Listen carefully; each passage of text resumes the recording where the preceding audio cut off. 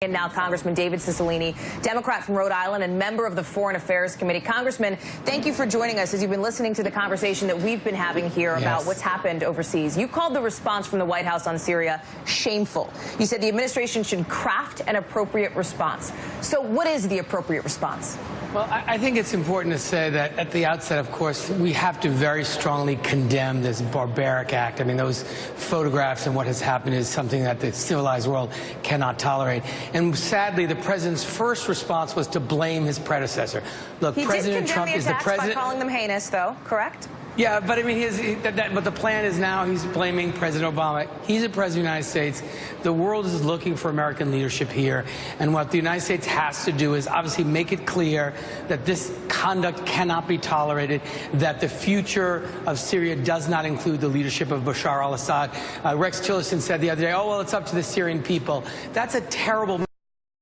The message has to be based on the conduct of this brutal leader who is slaughtering his own people. We do not envision at all a Syria with Bashar al-Assad in its leadership. That has to be a message we're transmitting to him and to our allies around the region. And that retrenchment that Rex Tillerson caused in his statement, that, oh, it's sort of up to them, as if we were neutral on that, I think is a grave mistake. We now have an opportunity at the... I'm sorry. No, go ahead, Congressman. I'm sorry. Finish your thought. No, sorry. We have an opportunity now at the National Security Council to show some leadership. We've got to work with our allies to put together a strong coalition to fashion the right response. But it cannot be that the United States leadership on this issue evaporates. We cannot stand by and allow this kind of slaughter to continue. We've got to encourage our allies in the region to actively participate in a thoughtful response to this.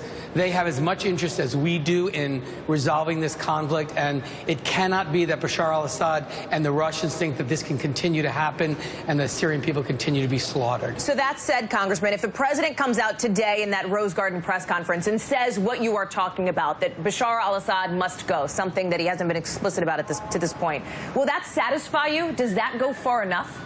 No, look, I don't think it certainly is important as a first step to communicate that we do not believe that the future of Bashar al-Assad leading the country is appropriate based on these atrocities.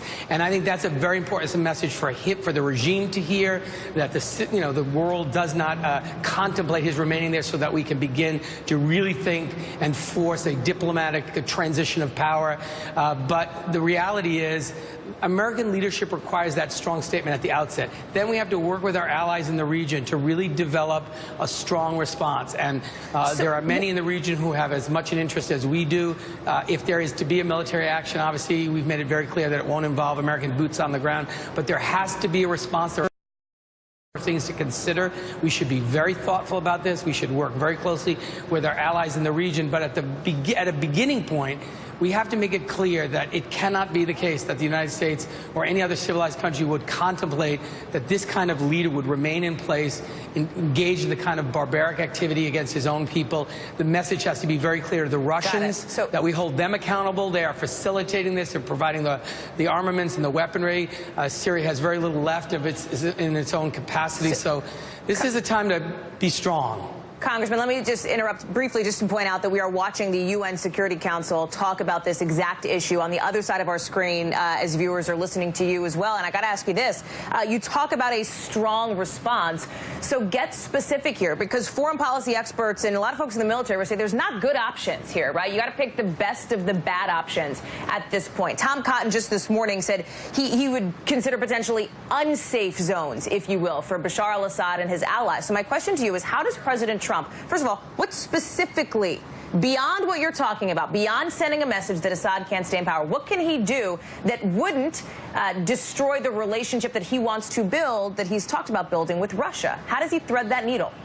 Well, I don't think you have to thread the needle. I think you have to look at what Russia is doing in this instance. This is a country led by a brutal tyrant. Russia is supporting Bashar al-Assad. You look at the relationship in terms of the behavior of Putin in his own country, who kills journalists, imprisons his political opponents, imprisons journalists, kills opponents, someone who we shouldn't be cozying up to. He's not an ally of the United States. Russia is an adversary of the United States. They just engaged in a campaign to interfere with our presidential presidential elections. We need to, and what I'm concerned about is the unwillingness of the president, frankly, to call out Russia and to this sort of admiration he has for Vladimir Putin. He has been willing to get into fights with so many of our allies, but has been unwilling to say one bad thing about Vladimir Putin. And this is a moment when Russia needs to be called to account and held responsible for the behavior it's engaged in Syria. So we need a president who is going to do that in a very forceful way, help to lead a coalition in a very thoughtful, strategically smart response to this. And I think the international community has a right to be a little concerned whether the President of the United States is up to the job in light of this very unusual fondness for Vladimir Putin. So it's complicated. There are no easy answers. I think we have to look carefully at all options, and we really have to encourage the members of an international coalition, a big coalition of partners in the region, to do their part and come to the table, and the whole world has to respond to this. Congressman, before I let you go, I want to hit on the other big international headline of the day, which is North Korea obviously launching that missile overnight. The Secretary of State basically giving a kind of no comment, right? The idea apparently being that don't give Kim Jong-un the provocation, the response that he might be looking for. Was that the right move from the Secretary of State? Look, I think, the president tweeted about Kim Jong-un some months ago. This is serious. This is a serious national security challenge. Was that not a serious response? It didn't seem so serious, just to say, we've talked enough about North Korea. This is a nuclear power that we have got to figure out how to manage. We have to put real pressure on China, which is really the country that has the most ability to manage the behavior of North Korea. This is a very unstable leader with tremendous capacity, a nuclear power.